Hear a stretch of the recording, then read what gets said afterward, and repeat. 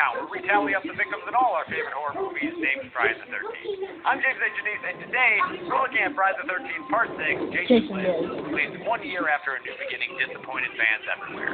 Jason Lives is an interesting entry, not only as the conclusion to what you could and should call the Tommy Jarvis trilogy, but because it marks the tonal shift in the series. Again, don't expect stop doing that near the drink. Camp 1x1 template too much, but writer director Tom McLaughlin thought to play around more with this framework, and the result is a much more self-effacing, ironic, and humorous film than Parts 1 through 5. Also, obviously, Jason is back.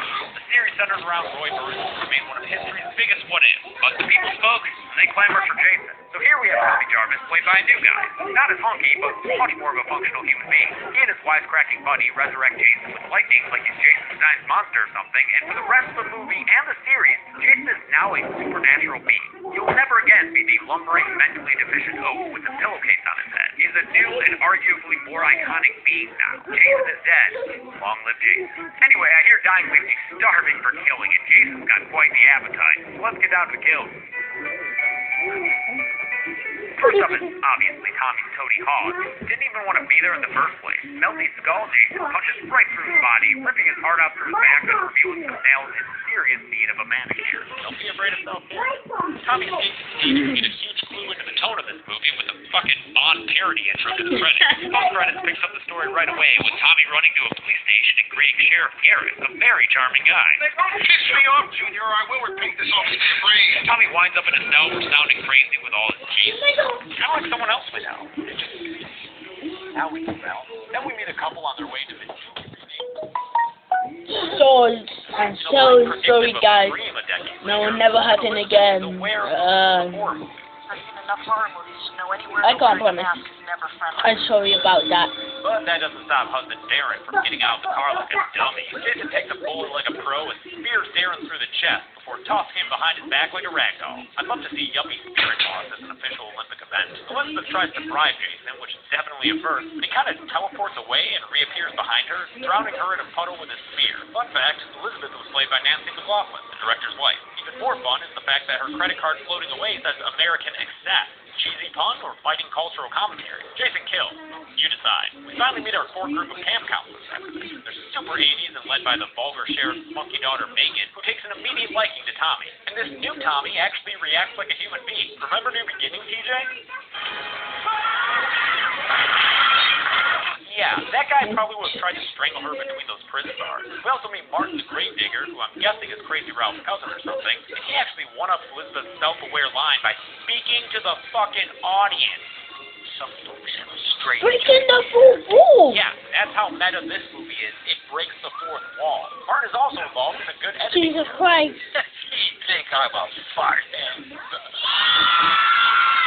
That's what I mean about the tone of this movie being different. And also note, there are actually kids in the camp. That's a first too. Then we get one of those scenes with random characters who are just there to die. It's like the Greasers with car trouble or the biker gang in Part 3. It's almost like a sketch or vignette that exists only to increase the body count. This time it's a group of corporate execs on a paintball retreat, which sounds like a much better company outing than a picnic or barbecue. Everyone involved is kind of a wacky character, but whatever. Jason's gonna kill them all immediately. First up is Bert, an angry fella who doesn't do a great job masking his misogyny. Tom Brown, you should stay in the kitchen where you belong.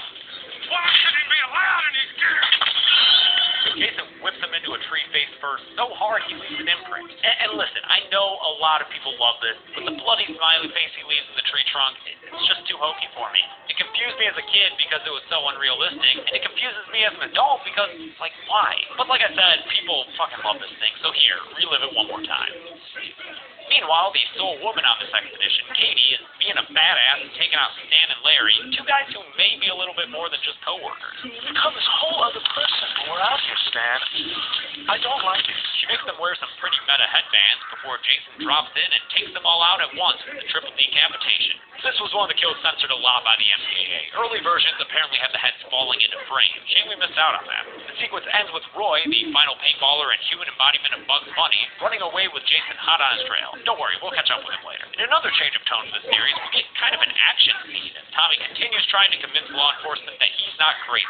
He doesn't succeed and instead learns how much of a douchebag deputy Rick is. Wherever the red dot goes, you bang. Yeah, Rick, you gonna try to make your own catchphrase? You bang? Okay. While the camp counselors like Court try to entertain their campers, Gravedigger Martin gets drunk and delivers ironic lines. You're gonna be the death of me. It's ironic because Jason stabs him with a broken liquor bottle. Get it? Like it actually was the death of him? It's not bad. It's a pretty good joke. Jason makes sure he's dead by hacking him up a bit more and then looks super fucking scary when he stops and notices Steven, some fool who was out picnicking with his fiancée Annette in the middle of the goddamn night. Jason eventually chases them both down and double impales them with his machete for a twofer. These two deaths at Martin's were added after feedback from early screenings saying there weren't enough kills. So, thanks, test audiences. The movie gives us a breather with a little bit of standard camp stuff. The little girl says she saw Jason and is all afraid. The counselors make reference to Jason the Legend using a card game. And then we're in a Winnebago where Court and some girl named Nikki have PG-13 sex to 80s hair metal. Another fun fact for you, this is actually the only Friday the 13th film without any nudity. Although now that I say it, it doesn't sound very fun.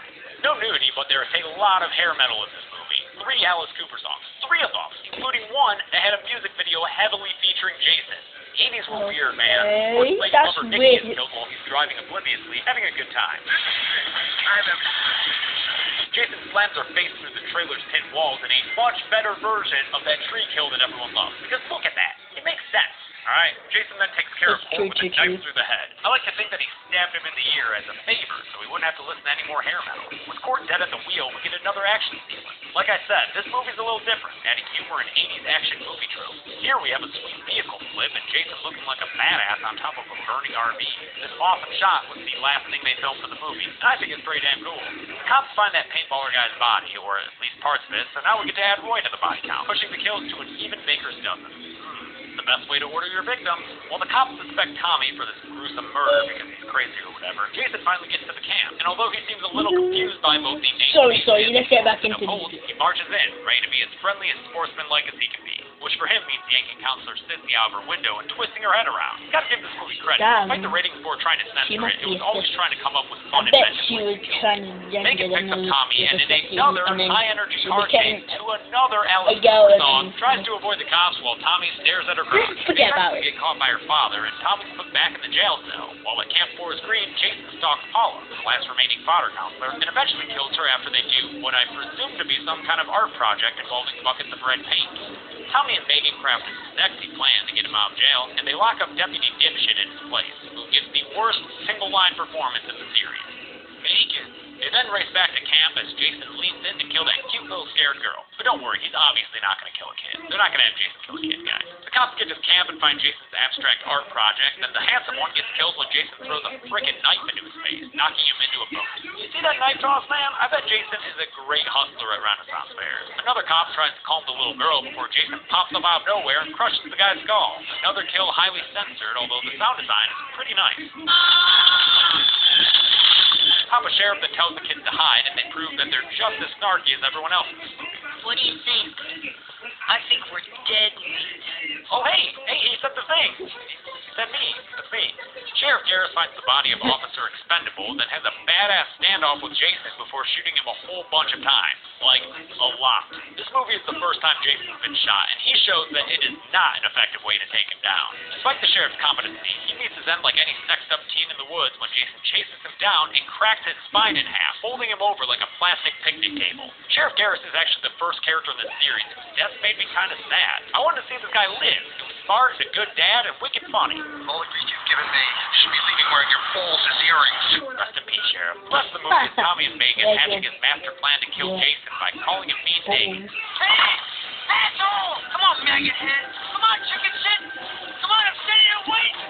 Come on, you pussy! Just kidding. His plan is to return Jason to the bottom. Okay, you ran a little bit also, he likes too Crystal far. Lake on fire like it's Lake Erie in the 80s. Despite also getting lit on fire, Jason fights back for a bit before the boulder drags him down. After almost drowning Tommy too, Megan saves the day by introducing Jason's head to a boat motor, cracking his neck and giving us some nice gory flossing to show Jason's finally dead. Just kidding. His eyes open at the end because producers like money. Or Alice Cooper plays us out to the credits, and there you have it. Friday the 13th Part 6, Jason lives. Let's do those numbers. Part 6, and there's 6 more movies, and I'm going to do it today. Friday the 13th Part 6. Twice the number of his initial outing in Part 2, so guys come a long way. His picks include 12 guys and 6 girls, the gender imbalance is 2 to 1, which kind of goes along with the whole 80s action style of the film. At 85 minutes long, that comes out to a kill every 4.72 minutes, so that should keep you too entertained as you search in vain for TNA. I'll give the Golden Chainsaw Award for coolest kills to Sissy, mostly because I'm a huge Exorcist fan. Anyone see the show on Fox? I like that show. It wasn't bad. Now I'll just go ahead and piss everyone off by giving the lamest kill to Bert. Okay, I can't really because I do like the moment when they show Jason still has his arm. I just hate that damn smiley face. Real lamest kill goes to Paula, who's killed mostly off screen, although I've got to admit that none of the kills here were completely devoid of coolness. Like, that's a lot of blood. That looks fun. And that's it, y'all. With this movie finished, we are now halfway through this series. Holy crap.